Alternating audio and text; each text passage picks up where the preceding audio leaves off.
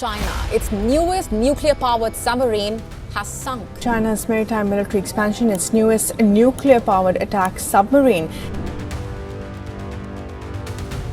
China has suffered a significant blow to its naval ambitions. Its most advanced nuclear-powered attack submarine.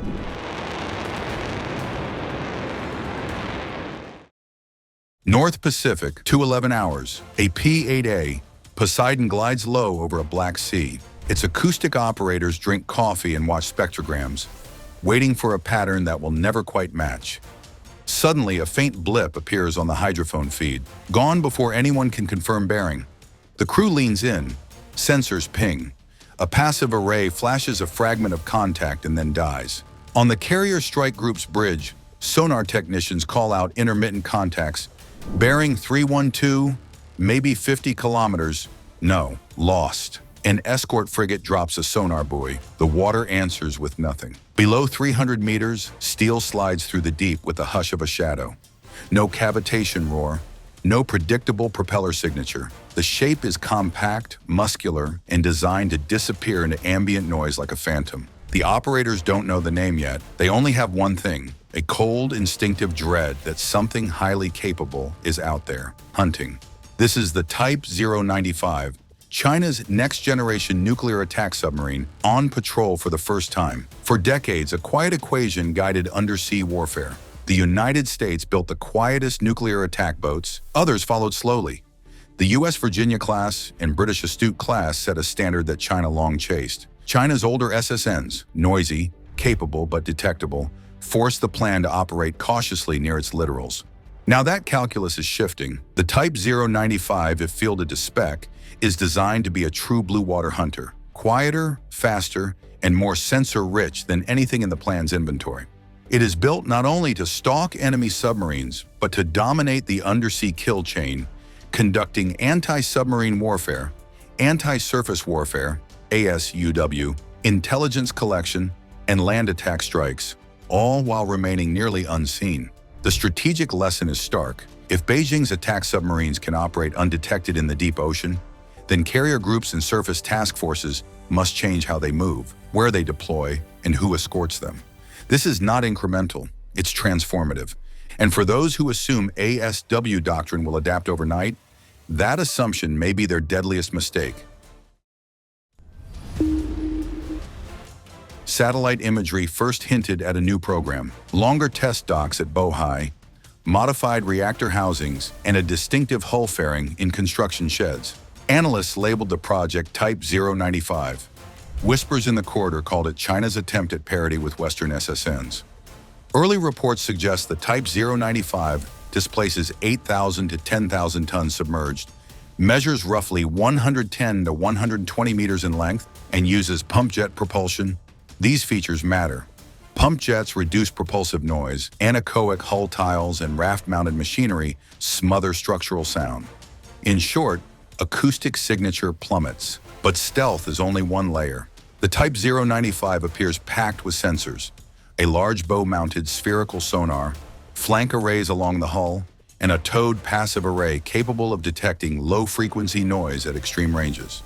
It likely carries a modern combat system that fuses sonar, electronic intelligence, and satellite data into a single tactical picture. In practice, that means the boat can sit in waiting and choose its moment with surgeon-like precision. A crisis simulation begins in the LOC. Surface fleets and maritime patrol aircraft perform routine sweeps. The enemy listens for signatures that fit old patterns. Type 093s, diesel boats, predictable patrol lanes. Chinese planners deliberately build a false picture. Fishing trawlers scatter into expected routes, acoustic decoys are seeded, and unmanned underwater vehicles broadcast phantom contacts on specific frequencies. The Blue Force believes all is normal, but the Type 095 slips through the net. Its quiet running blends with ambient ocean noise, thermal layers, shipping hum, even fish choruses. Passive acoustic networks fail to produce a reliable track. Analysts rely on correlating multiple nodes. Nothing matches. The deception works not by lying, but by masking truth with plausible clutter. A carrier strike group moves eastward, 500 kilometers from the Chinese coast. Air patrols extend coverage. ASW helicopters sweep ahead with dipping sonars. Destroyers stream towed arrays, their captains confident in layered defense. The plan: detect, localize, prosecute. Timelines are mapped in minutes and seconds. At T-minus 90 minutes, Type 095 is already on station, 70 kilometers astern of the group's projected path. Silent and patient, it has used ocean currents and bathymetry to hug bottom contours, minimizing detection. Its acoustic analysts have locked onto the carrier's faint wake signature. Classification is positive. The target set is confirmed: primary, carrier, secondary, aircraft tankers, and destroyer escorts. Now the submarine becomes a hunter. Internally, torpedo rooms cycle weapons into firing solution. Tube hatches open, then close.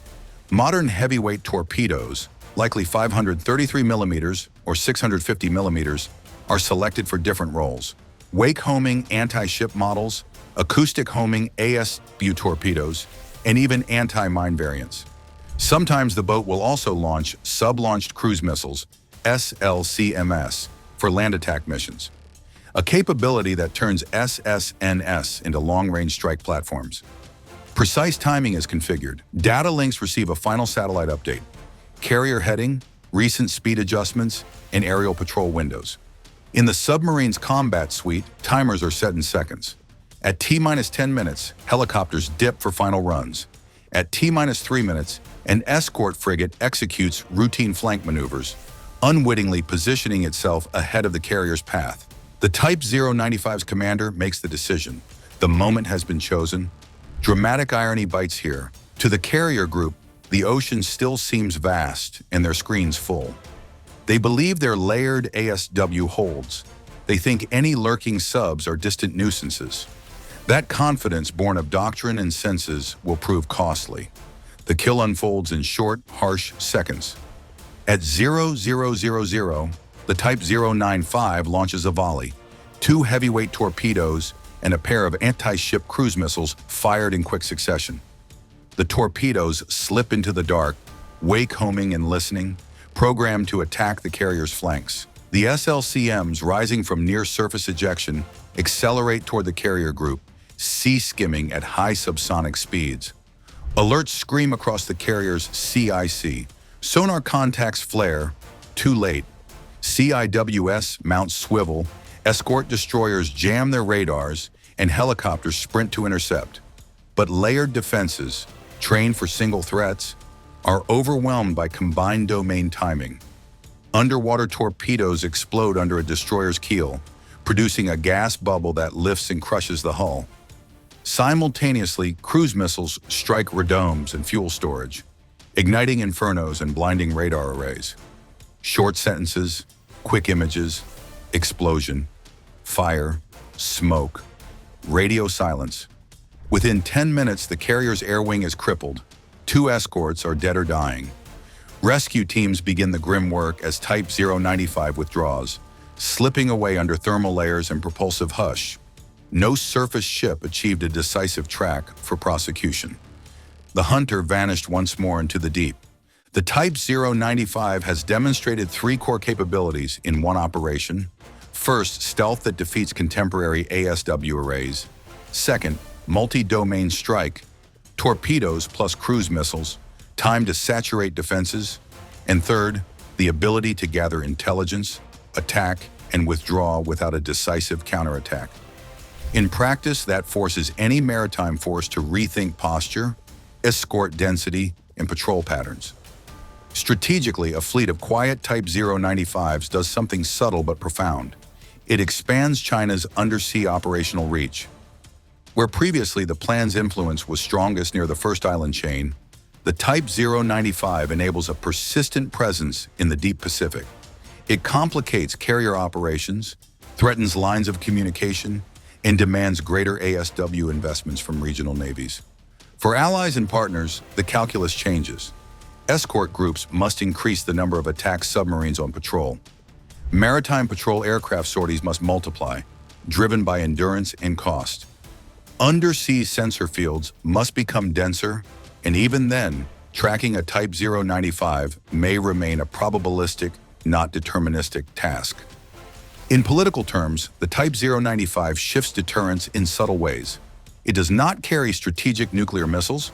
It is not a second strike guarantor like an SSBN, but it shapes the environment in which those strategic assets operate. By making surface fleets more vulnerable, it creates space for China's broader maritime ambitions, from blockades to power projection, to be pursued with reduced friction. Modern naval power is not just about the biggest ship or the loudest engine. It is about silence, patience, deception, and timing. The Type 095 embodies that principle, a platform built to vanish, to choose the moment, and to strike where assumptions of safety are strongest. If Beijing fields the Type 095 to the levels analysts predict, regional navies will be forced into an expensive, long-term hunt for a submarine that prefers not to be found. And in that hunt, the ocean itself becomes a contested domain, silent, deep, and decisive.